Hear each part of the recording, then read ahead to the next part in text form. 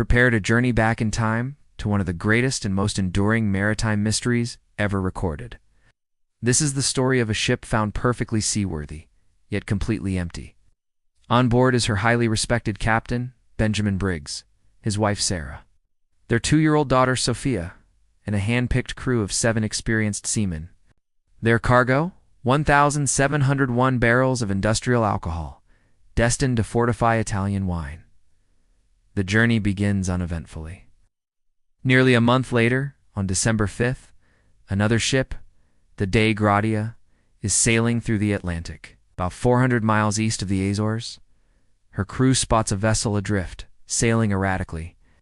As they get closer, they identify her as the Mary Celeste. She should have already been in Genoa. Something is terribly wrong. They hailed the ship, but there's no answer. A boarding party is sent to investigate. What they found was a scene of eerie normalcy. The ship was in good condition, her sails were set, and she was still on course. Below deck, the personal belongings of the crew and the Briggs family were untouched. The theories are as vast as the ocean itself. And why would they abandon a perfectly good ship in the middle of the Atlantic? Valuables, including cash and jewelry, were still in the cabins. The cargo of alcohol was almost entirely intact, and there were 6 months' worth of food and water provisions. There were no signs of a struggle, no evidence of piracy or a violent mutiny. The fate of Captain Briggs, his family, and his crew remains one of history's most haunting and unsolved mysteries, a true ghost ship story. Forever adrift in the annals of the sea, suggests that some of the alcohol barrels may have leaked, creating a buildup of flammable vapor in the hold.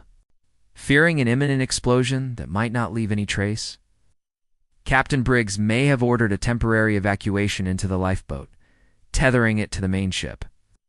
A sudden gust of wind or a snapped rope could have separated them, leaving them stranded as they watched their ship sail away without them. A ship that became a legend. This is the tale of the Mary Celeste. Our story begins on November 7th, 1872.